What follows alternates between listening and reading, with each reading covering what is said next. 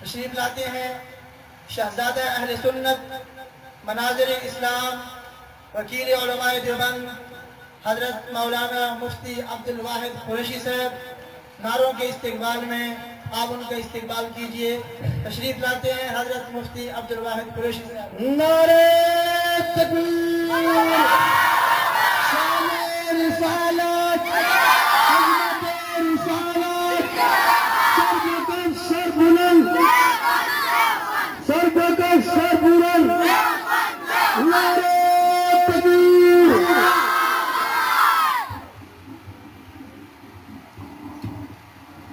أعوذ بالله من شرور أنفسنا ومن سيئات أعمالنا من يهده الله فلا مضل له ومن يضلله فلا هادي له.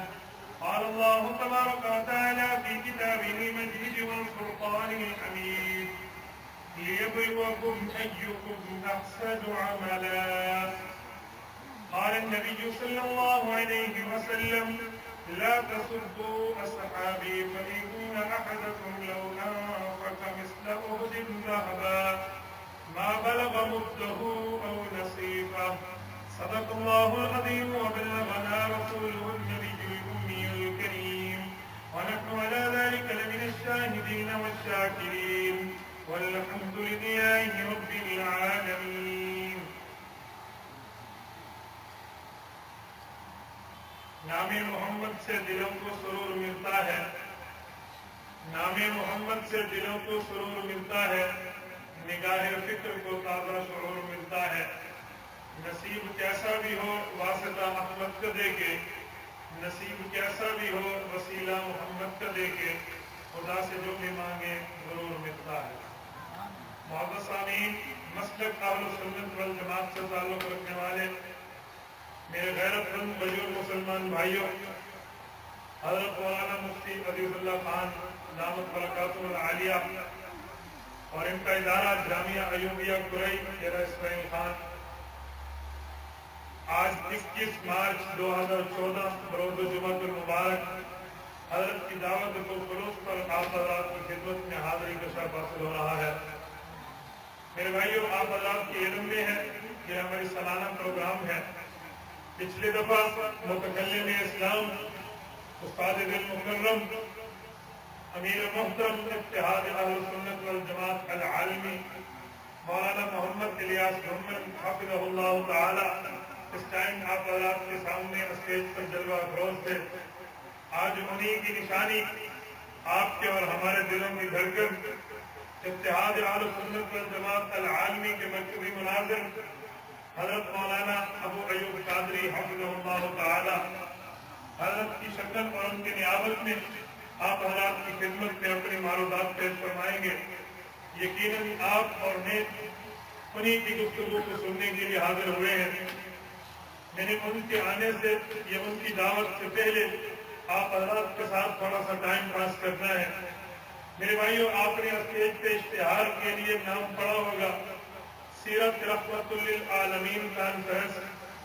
حضور پاک علیہ الصلوۃ والسلام کی وہ رحمت جو پورے جہان کے لیے ہے، تمام کائنات کے لیے ہے، اس کے متعلق ہم نے یہاں بات کرنی ہے. میں نے اسی موضوع کو سامنے رکھتے ہوئے آپ حضرات کی خدمت عالیہ میں سورۃ ملک کی آیت نمبر 2 کا ایک ٹکڑا تلاوت کیا ہے. دعا فرمائیں اللہ پاک مجھے اس آیت پر تلاوت کردہ حدیث کی روشنی میں مسلک اہل سنت والجماعت کی وکالت کی توفیق عطا فرمائے. میرے بھائیوں، سیرت رحمت للعالمین ہے. چلنے دے بھائی، چلنے دے. کیا مسئلہ ہے؟ آپ نہیں سمجھتے میڈیا کا کردار کتنا ہے؟ مجھے ڈیمانڈ ہونا چاہیے، آپ کو نہیں ہونا چاہیے. آپ کو نہیں پتہ یہ آج تقریر یہاں بن رہی ہے، کل یہ انٹرنیٹ پہ ہوگی. آج آپ کو مجمع سن رہا ہے، کل پوری دنیا سنیں گی. وہ معمول ہے، ایسے نہیں کیا ہوگا. میں آپ حضرات کی خدمت میں قرآن کریم کی آیت کو اسٹیج پہ دیے گئے موضوع کے مطابق تلاوت کیا ہے. رحمت للعالمین حضور پاک علیہ الصلوۃ والسلام تمام جہانوں کے لیے رحمت ہیں. میرے بھائیوں، یہاں لفظ پہ غور کرنا. العالمین جمع مذکر سالم کی حالت سے دستی اور جری ہے. تمام جہان مراد ہے. حضور پاک علیہ الصلوۃ والسلام تمام جہانوں کے لیے رحمت ہے. یاد رکھنا آپ علیہ الصلوۃ والسلام کے لیے میں موضوع کو شروع کرنے لگا ہوں. ہماری پوری کائنات کی عطا بھی حضور پاک علیہ الصلوۃ والسلام کی ذات عالیہ کی وجہ سے ہے اور اس پوری کائنات کے نظام کی بقا بھی رسول اللہ کے ذات عالیہ کی وجہ سے. عطا کا معنی کائنات بنی کیوں ہے, بقا کا معنی کائنات بچی ہوئی کیوں ہے, یہ رسول اللہ صلی اللہ علیہ وسلم کے فیض کی برکت ہے. میرے بھائیو, قرآن کریم نے اللہ پاک نے زمین آسمان اور دنیا جہان کی زندگی اور وفات کو, نظام کائنات کو پیدا کرنے کی وجہ یوں بتلائی ہے, لِيَبْلُوَكُمْ أَيُّكُمْ أَحْسَنُ عَمَلًا. اللہ پاک امت کو دکھانا چاہتے ہیں کہ احسن و عمل کون ہے. احسن و عمل الف ہا سین نون, احسن و عمل کون ہے, احسن و عمل کا معنی کیا ہے. میرے بھائیوں, بنیادی طور پہ یوں سمجھے, ایک ہوتا ہے احسن و عمل, ایک ہوتا ہے اکثر و عمل. احسن و عمل کا معنی کیا ہے, اکثر و عمل کا معنی کیا ہے. اگر اس فرق کو آپ سمجھیں گے آپ کو کائنات کے نظام کی عطا سمجھ آئے گی.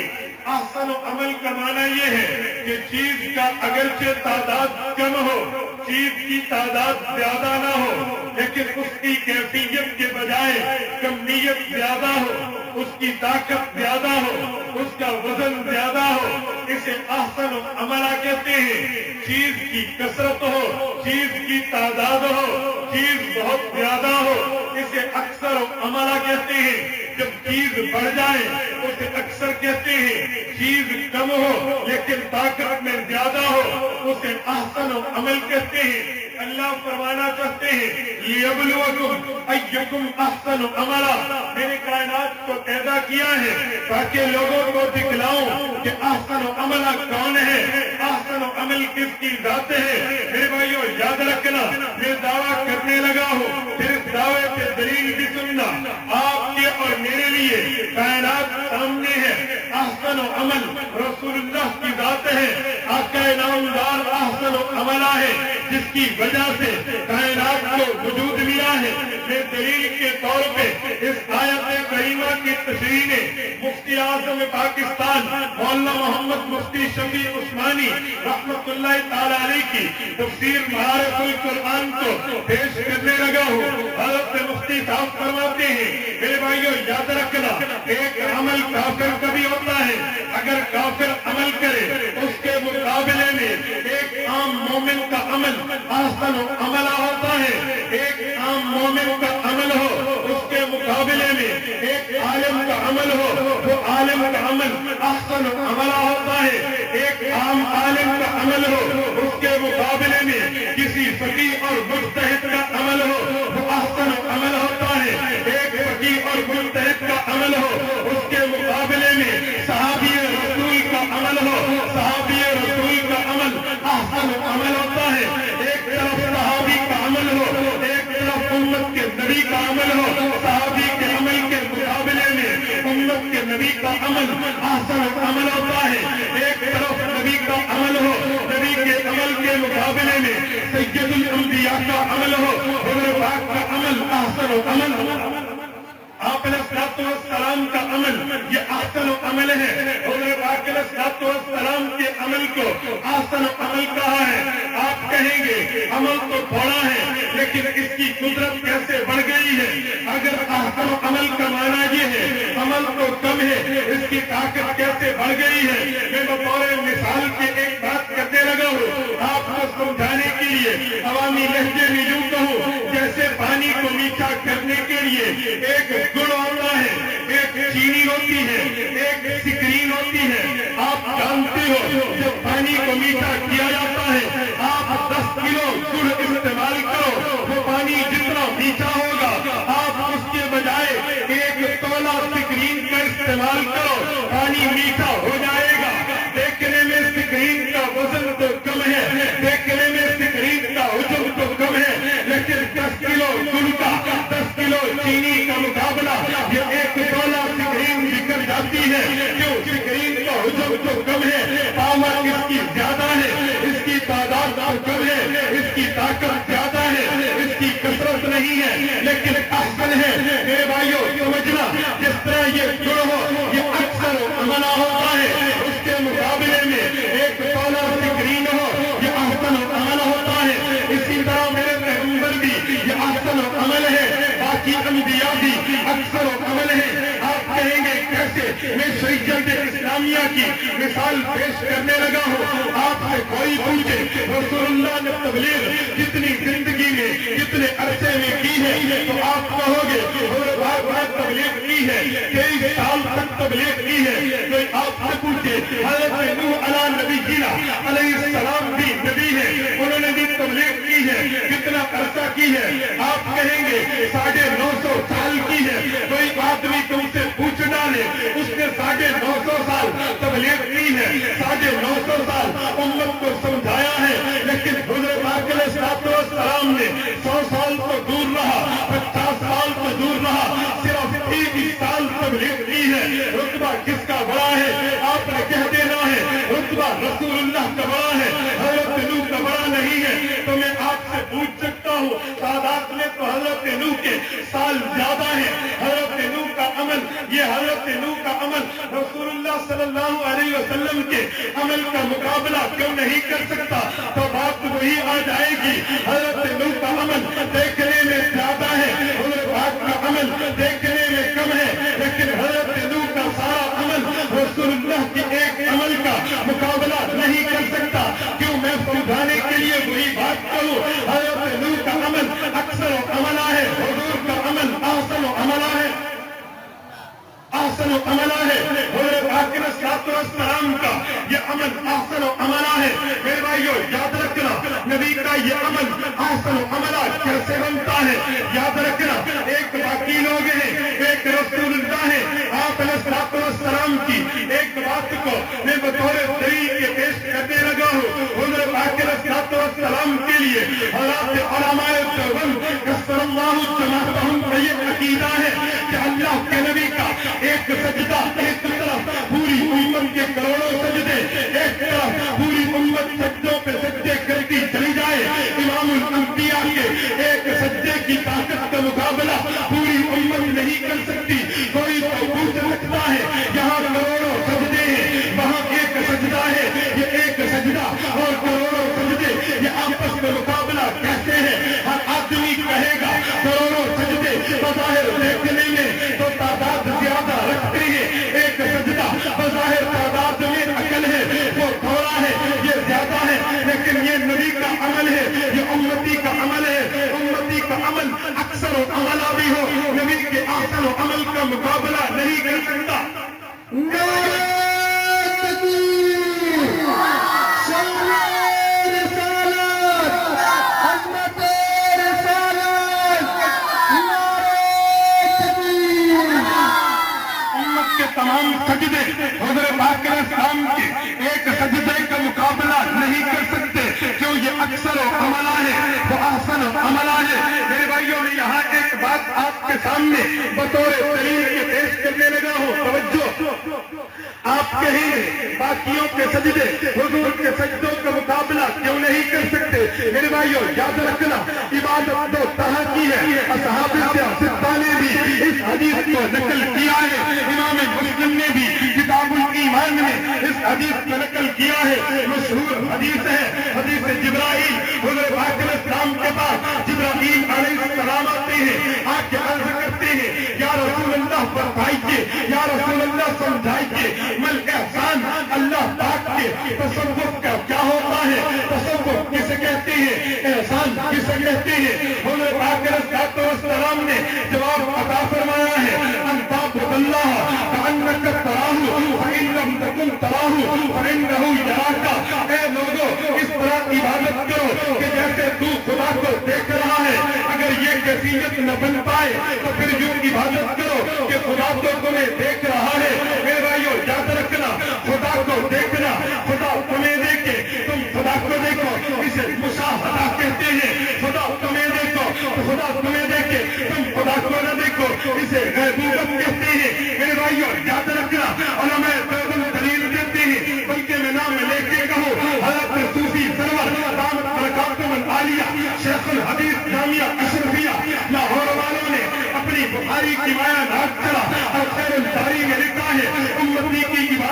عالم غیبوبت میں ہوتی ہے، نبی کی عبادت عالم مشاہدہ میں ہوتی ہے۔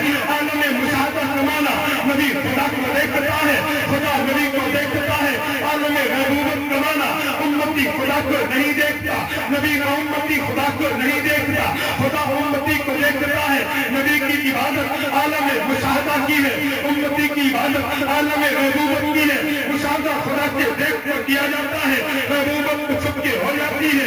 اسی لیے میں نے کہا ہے امتی کروڑوں سجدے کرے، نبی کے ایک سجدے کا مقابلہ نہیں ہو سکتا۔ کہ امتی کی عبادت عالم غیبوبت کی ہے، نبی کی عبادت عالم مشاہدہ کی ہے۔ لیس الخبر کالمعاینہ، علم اصول والوں کا یہ قاعدہ ہے کہ خبر جو ہوتی ہے دیکھنے کے مشابہ کبھی ہو نہیں سکتی، دیکھنا اور ہوتا ہے، سننا اور ہوتا ہے۔ تو اسی طرح امتی کو سن کے عبادت کرتا ہے، نبی خدا کو دیکھ کے عبادت کرتا ہے۔ نبی کی عبادت احسن عملہ ہے، امتی کی عبادت اکثر عمل۔ نبی کی عبادت یہ احسن عملہ ہے۔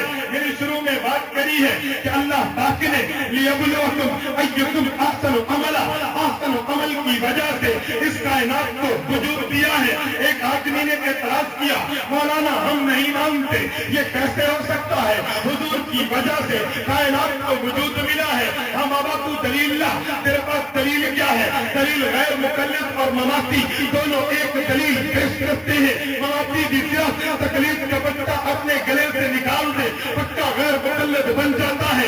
دونوں کی تو ایک دلیل ہے، جیسے قرآن پاک میں ہے وما خلقت الجن والانس الا لیعبدون، عبادت کی وجہ سے پیدا کیا۔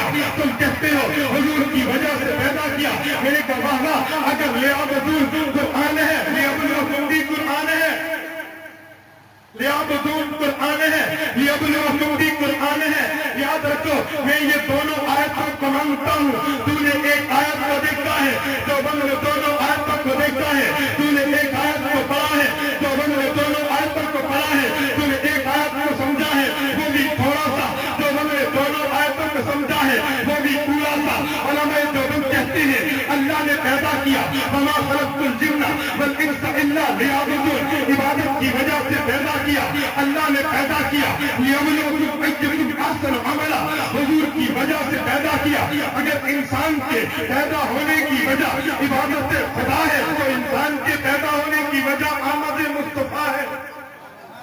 جو بند والا عبادت خدا کا بھی قائل ہے، آمد مصطفیٰ کا بھی قائل ہے۔ ہم خدا کو مانتے ہیں، عبادت خدا کے قائل ہیں، مصطفیٰ کو مانتے ہیں، حقیقت مصطفیٰ کے بھی قائل ہیں۔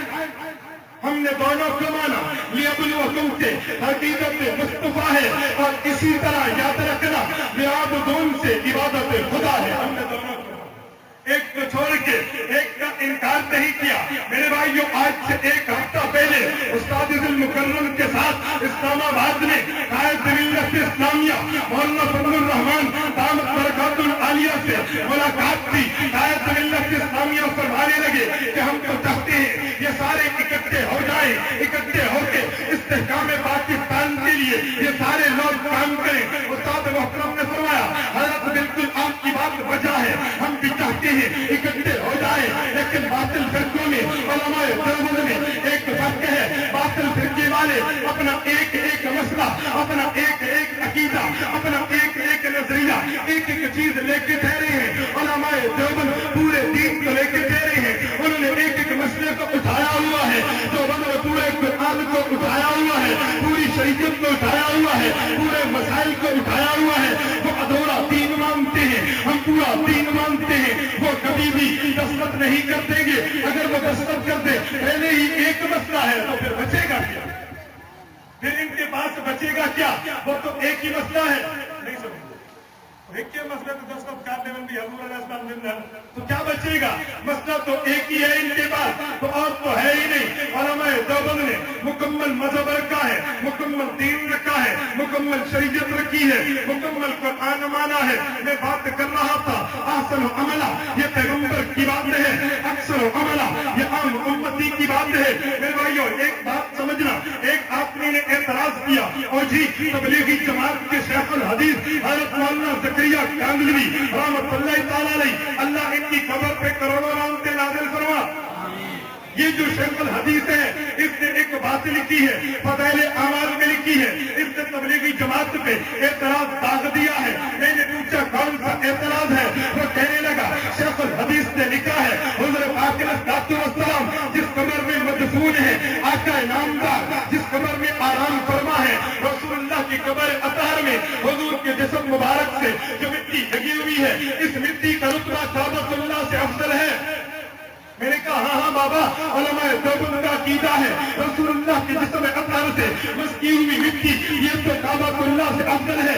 اب سن، غیر مقلد اور مماتی یک زبان ہو کے تبلیغی جماعت پہ اعتراض داغ دیتا ہے۔ وہ کہتا ہے اچھا اگر حضرت پاک کی روضہ مبارک کی مٹی کعبۃ اللہ سے افضل ہے تو پھر نماز میں کعبۃ اللہ کے بجائے روضہ نبوی کی طرف منہ کرو، پھر روضہ رمضی کی طرف منہ کرو، روضہ رسول کی طرف منہ توجہ، روضہ رسول کی طرف منہ کرو، خانہ کعبہ کی طرف منہ نہ کرو۔ میرے کا سن، شیشے کے گھر میں بیٹھ کے پتھر نہیں مارے جاتے، جو شیشے کے گھر میں بیٹھ کے پتھر مارتا ہے وہ تھپڑ کی امید گرفتا ہے۔ اب ذرا سننا، دیوبند کا جواب بھی سننا۔ تو نے کہا روضہ نبوی کی مٹی اگر کعبۃ اللہ سے افضل ہے پھر کعبۃ اللہ سے منہ ہٹا کے روضہ نبوی کی طرف تم منہ کر دو، نماز وہاں پڑھو۔ میں نے پوچھا اور مماتیوں اور غیر مقلدوں تمہارے ہاں بھی کوئی چیز کعبۃ اللہ سے افضل ہے؟ کہتے ہیں ہاں ہمارے ہاں بھی ہے، اسے عرش معلّہ کہتے ہیں۔ عرش معلّہ، اللہ کا عرش کعبۃ اللہ سے افضل ہے۔ ایک کا فیصلہ ہو گیا، اگر افضلیت کی وجہ سے منہ کیا جاتا ہے پھر تو منہ بھی عرش کی طرف کر کے نماز پڑھا کر، تو بھی منہ اٹھتے چاہ کے نماز پڑھ، منہ اوپر کر لے۔ پھر میں متکلم اسلام کی ایک بطور مزاح کی بات کو بھی یہاں کوٹ کرنا میں ضروری سمجھتا ہوں۔ استاد دل مکرم جب اس جگہ پہ آتے ہیں کہ تو بھی ادھر منہ کر کے نماز پڑھا کر، پھر استاد جی فرمایا کرتے ہیں کہ غیر مقلدہ مماتی ہو، ہم جب کعبے کی طرف منہ کرتے ہیں اگر کعبے کی طرف سے ہوا چلے ہم ہوا کی وجہ سے رخ نہیں پھیرا کرتے، اگر مٹی ہماری آنکھوں میں پڑے ہم مٹی کی وجہ سے کعبے سے رخ ہٹایا نہیں کرتے۔ پھر تو بھی عرش کی طرف منہ کیا کر، منہ اٹھتے جا کے نماز پڑھی کر، اگر اوپر سے کوئی کوا گزرے اور کوئی چیز گرا دے تو منہ ہٹایا نہ کر، پھر منہ ہٹایا نہ کر، تو بھی ادھر منہ کر کے نماز پڑھ۔ ہاں یہ کون سی دلیل ہے؟ افضلیت کی بنیاد پہ بات سجدے کی نہیں ہوتی، افضلیت کی بنیاد پہ منہ کعبے کی طرف نہیں ہوتا، یہ تو رب کا حکم ہے۔ افضل اور ہوتا ہے اور جو ہے نا اس کی طرف منہ کرنا اور ہوتا ہے۔ میرے بھائیو یاد رکھنا، میں وقت کو ملحوظ خاطر رکھتے ہوئے اپنے دوسری موضوع کی طرف آنے لگا ہوں۔ میں نے آپ کے سامنے دعویٰ رکھا تھا کہ میرے بھائیو حضور پاک علیہ السلام کی وجہ سے کائنات کی عطا ہے، حضور کی وجہ سے کائنات عطا ہوئی ہے۔ لیبلوکم ایکم احسن عملا، میں نے اس پہ دلیل دی ہے۔ ذرا میرے بیان کے دوسرے حصے پہ اور فرمائیے، میں کہنے لگا ہوں اس کائنات کی بقا بھی آقا نامدار کی وجہ سے ہے۔ بقا کا معنی کیا ہے؟ سورت نمبر 8 سورت انفال، ابو جہل کو بدر کے لیے روانہ ہونے لگا تو کعبے کا کنڈا پکڑ کے اللہ سے عرض کرنے لگا۔ ابو جہل کہنے لگا اللہم ان کان ھذا من عندک، اللہم ان کان ھذا هو الحق من عندک، اللہ یہ دین سچا ہے، فامطر علینا حجارۃ من السماء، آسمان سے پتھر برسا دے، ہمیں اتنا بھی عذاب علیم، یہ ہمیں عذاب دے دے۔ ابو جہل نے دعا مانگی ہے اللہ ہم پہ پتھر برسائے، ہم برباد ہو جائے۔ مجھے بتاؤ دین سچا نہیں ہے تو پھر پتھر کیوں نہیں برسے؟ پتھر تو برس جانے چاہیے تھے۔ اللہ اگر دین سچا ہے تو پتھر برس جائے، لیکن اللہ رب العزت نے پتھر نہیں برسائے۔ آخر وجہ کیا ہے؟ اللہ نے حضرت پاک علیہ السلام کو سورت نمبر 8 سورت انفال آیت نمبر 33 میں اس بات کا جواب دیا ہے۔ فرمایا محبوبہ حق تو یہ تھا کہ آسمان سے پتھر برس جاتے، یہ ابو جہل پہ پتھر برباد ہو جاتا، لیکن میں انہیں عذاب نہیں دیتا۔ کیوں نہیں دیتا؟ ما کان اللہ لیعذبہم وانت فیہم، اے نبی تو ان میں ہے تو عذاب اجتماعی نہیں آئے گا۔ اے کائنات کی بقا ہے آقا نامدار کی وجہ سے ہے۔ پھر میں اعتراض کرنے لگا ہوں، شاید تم اعتراض نہ کرو، میں اپنی طرف سے اعتراض کر کے اس کا جواب دینے لگا ہوں۔ توجہ رکھنا، حضور کی وجہ سے ابو جہل بچا ہے۔ میں نے کہا مکہ میں عذاب نہیں آیا، کیوں؟ انت فیہم، حضور ہے، چلو حضور مدینے چلے گئے ہیں، پھر تو ابو جہل پہ پتھر برس جانے چاہیے تھے نا۔ اب تو انت فیہم نہ رہا. حضور مدینے چلے گئے. ابو جہل کا پتھر کیوں نہیں برسے؟ عقل مند علماء مجھے جواب دیں گے کہ مولانا ٹھیک ہے حضور مکے میں ہو انت فیہم، حضور مدینے میں ہو انت فیہم، حضور موجود ہے. اچھا میں پھر کہوں گا ہاں مکہ میں ہو یا مدینہ میں ہو عذاب نہیں ہوتا. حضور پاک مکہ سے نکل کے مدینہ گئے ہیں، مدینہ سے نکل کے بدر گئے ہیں، بدر سے نکل کے ذات الرقاع میں گئے ہیں، وہاں سے نکل کے خیبر میں گئے ہیں، وہاں سے نکل کے تبوک میں گئے ہیں. ایک ایک جگہ کا حضور نے سفر کیا ہے. جب حضور مدینہ سے نکل گئے اب عذاب آ جاتا، اب آ جاتا. آپ کہیں گے نا بابا اس کا معنی یہ ہے انت فیہم، نبی جب زمین پہ ہوگا عذاب نہیں آئے گا. چلو میں ایک قدم بڑھ کے کہتا ہوں حضور معراج پہ گئے ہیں، حضور تو عرش معلیٰ پہ گئے ہیں. عرش معلیٰ پہ جا کے حضور نے قیام کیا ہے. اب تو زمین پہ نہیں ہے، اب تو عذاب آ جانا چاہیے، اب تو آ جانا چاہیے. آپ کہو گے پھر بھی نہیں آیا. میں دلیل کے طور پہ مفتی اعظم پاکستان مولانا مفتی شبیر عثمانی کی معارف القرآن پر پیش کرنے لگا ہوں. انہوں نے جلد نمبر 4 صفحہ نمبر 223 224 225 پہ تفصیلی بحث کری ہے. حضرت شفیع صاحب نے اس مقام پہ لکھا ہے. میں علماء دیوبند کو اسی لیے پیش کرتا ہوں تاکہ تمہیں پتا چلے یہ تفسیر میری نہیں ہے. اور اگر مفتی شفیع دیوبندی نہیں ہے تو دیوبندی کون ہے؟ دارالعلوم دیوبند کا مفتی اعظم ہے، حکیم الامت حضرت تھانوی کا خلیفہ مجاہد ہے، شیخ الاسلام تقی عثمانی کا والد ہے. اور یہ دیوبندی نہیں ہے تو کون ہے؟ حضرت شفیع صاحب نے فرمایا کہ لوگوں سنو عذاب کب آتا ہے جب ایک نبی کا دائرہ نبوت ختم ہو جائے. اللہ دائرہ نبوت سے نبی کو باہر لے جاتے ہیں. عذاب کب آتا ہے؟ قوم یون قوم صالح پہ عذاب آیا، حضرت صالح دائرہ نبوت سے باہر بھجوایا گیا، پھر عذاب آیا. قوم شعیب پہ عذاب آیا، انہیں باہر لے جایا گیا، پھر عذاب آیا. حضرت نوح کی قوم پہ عذاب آیا، حضرت نوح کو باہر لے جایا گیا. فاستوت علی الجودی، جودی پہاڑ تک پہنچایا گیا، پھر جا کے عذاب آیا. حضرت موسیٰ کو باہر نکالا گیا، باہر پہنچ کے قوم موسیٰ پہ عذاب آیا. تو حضرت پاک علیہ السلام کا یہ جہان بھی ہے، وہ جہان بھی ہے، دائرہ نبوت دنیا بھی ہے، برزخ بھی ہے، عذاب نہیں آئے گا. یہ تو دائرہ نبوت ہے. اچھا میں آپ سے ایک بات کہتے لگا ہوں، چلو جب تک حضور دنیا میں تھے عذاب نہ آیا، جب حضور دنیا چھوڑ گئے پھر عذاب آ جاتا. تو جواب وہی ہے کہ حضور پاک اس جہان کے بھی نبی ہے، اس جہان کے بھی نبی ہے. یہاں رہے امت اجتماعی عذاب سے محفوظ ہے، وہاں رہے امت اجتماعی عذاب سے محفوظ ہے. بقائے کائنات بھی حضور کی جوتی کا صدقہ ہے. آخری بات کرنے لگا ہوں، توجہ. حضرت مفتی شفیع صاحب نے اگلا جملہ بھی فرمایا ہے، اگلا جملہ بھی بتایا ہے. حضرت شفیع صاحب فرماتے ہیں نبی جس ایریے کا نبی ہوتا ہے، جس علاقے کا نبی ہوتا ہے، اس جگہ وہ نبی زندہ بھی ہوتا ہے، اس جگہ وہ نبی زندہ بھی ہوتا ہے. حضرت پاک اسلام کا اپنے روزہ میں نفسیہ میں زندہ رہنا اس بات کی دلیل ہے قیامت تک یہ امت عذاب سے بچی رہے گی. مفتی شفیع صاحب کی معارف القرآن جلد نمبر 4 صفحہ نمبر 225 سورۃ انفال سورۃ نمبر 8 آیت نمبر 33 کی تشریح اٹھا لے.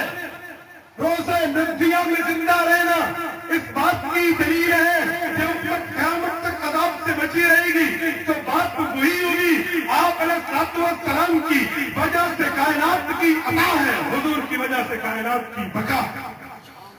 ایک بات سننا، اس دن ایک آدمی نے کہا تم نے کہا ہے حضور پاک علیہ السلام کی قبر کی مٹی عرش سے افضل ہے، یہ کیسے ہو سکتا ہے؟ یہ کیسے ہو سکتا ہے؟ میں نے قابل حق میں اس پہ 21 دلائل لکھ دیے ہیں، آپ اس کو پڑھ لینا. لیکن ایک دلیل میں یہاں بات کو پیش کرنے لگا ہوں. حضور پاک علیہ السلام کی قبر کی مٹی عرش معلیٰ سے اعلیٰ ہے، عرش معلیٰ سے افضل ہے. صرف ایک دلیل پہ اکتفا کرنا، ٹائم کے اختصار کی وجہ سے. حضور پاک کی قبر حضور کی رہائش گاہ ہے، اللہ کا عرش حضور کی سیر گاہ ہے. اور ہمیشہ قانون یہ ہوتا ہے کہ سیر گاہ سے رہائش گاہ افضل ہوتا ہے.